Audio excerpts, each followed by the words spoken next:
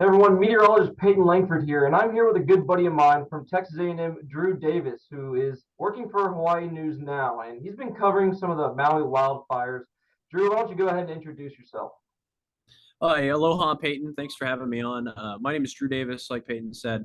I'm a new meteorologist at Hawaii News Now, and we've been covering the Lahaina Maui wildfires all this past week. They started on Tuesday evening because of incredibly dry conditions out across the entire state, incredibly windy conditions because of Hurricane Dora as well. Thanks for having me on. I'd love to kind of clear up any questions that you have about this, the fire danger we're seeing. Yeah, I appreciate you doing this, Drew. Now, for some of the viewers that don't know, what are some of the main causes of fire weather?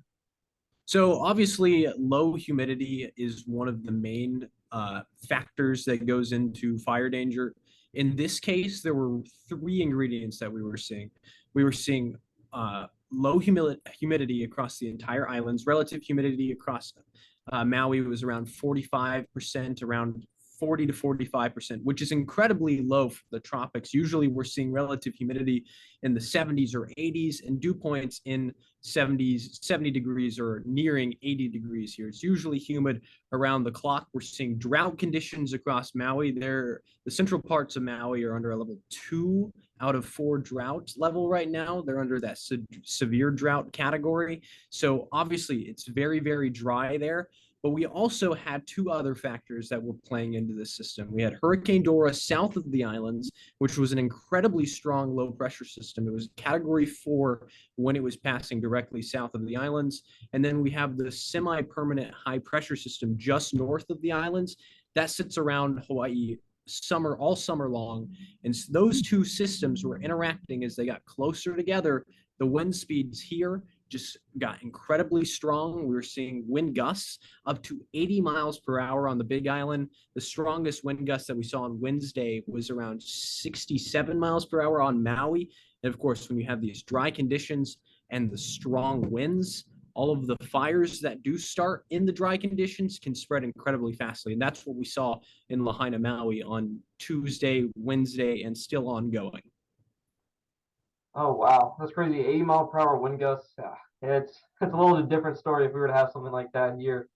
So I'm not sure is are the conditions kind of I guess getting better? Like is a fire getting somewhat contained because of these new conditions? Yeah, yeah, absolutely. We're seeing as of as of Friday evening, the fire is 85% contained in Lahaina.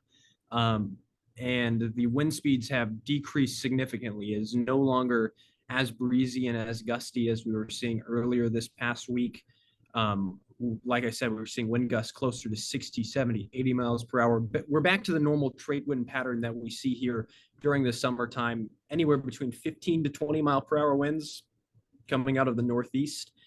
So the winds are stepping down, but the dryness is not going away. The fire danger threat there still exists.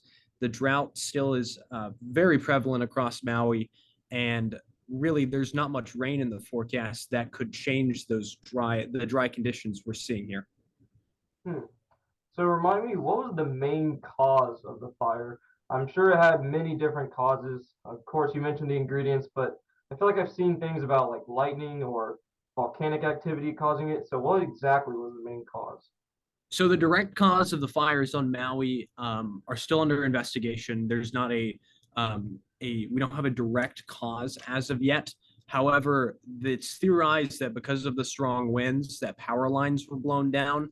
That's very common here in Hawaii. When we get strong winds, power lines do get blown down, and of course that can start a fire. This was started in a populated area in Lahaina, which is a very populated tourist district. There's a lot of tourist activity in Lahaina, and it's very historic. There's a lot of Native Hawaiians that live over there as well. So obviously there's power lines. And when you're seeing these strong winds coming in, they're coming off of the slopes of the West Maui Mountains and they're just coming down at such extreme speeds. Of course, that's going to knock down some power lines, cause some damage. And if we saw some fires start because of that. But investigations are still ongoing. It'll be interesting to see what the outcome of that investigation is. You know, it's funny you mentioned the power lines down. We actually had a family on vacation from Central Arkansas that was on Maui when the day before the fire started. And they woke up. No warning. The only warning that they did have was, of course, the power lines being out, so their power was out and they had no cell service. But that's the only warning that they had. But then they quickly got out of there. Thankfully, they got out of there alive. So with the strong winds subsiding, do you think the next tropical depression that's kind of coming, do you think that'll keep it going, or will that help it out a little bit?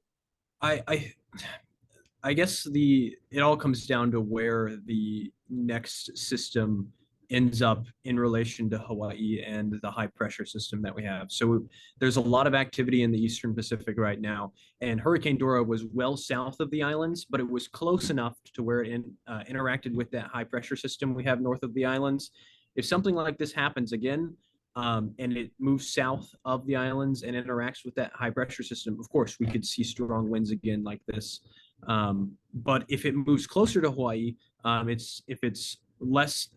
Hurricane Dora was 500 miles south of the islands. If another depression, storm, or hurricane moves closer to Hawaii, we could see that moisture, that much needed moisture, come into Hawaii, which could help alleviate drought, alleviate any fire danger that we're seeing.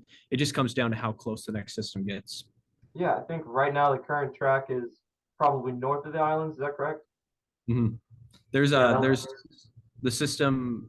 There is a system that's in the it's right on 140 degrees west, which is the line between the Eastern Pacific and Central Pacific. And it's at a higher latitude, so it's closer to Hawaii. It might end up going north of us. hmm. So a lot of people are affected, obviously. We see how many people have lost their lives. It's really sad seeing like the imagery that comes out of it. And it's just, it's so sad. So where can people go to help out?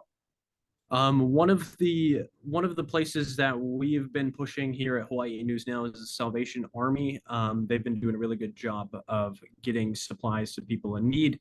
Also, you can donate to United Way Maui, and we have a list up on our website on hawaiinewsnow.com. There is a list of verified organizations that are actually getting donations to the people of Maui. And make sure if you're donating to a GoFundMe, please donate to a verified GoFundMe to make sure the money is actually getting to the people that's in need. Thanks, Drew. Definitely will push that out and hopefully get some relief over there. Thank you for your time. I appreciate you coming on here doing this interview. Long time no see. Well, actually, it's only been a couple months, but good to see you again and have a good rest of your day. You too, Peyton. Thanks for having me on.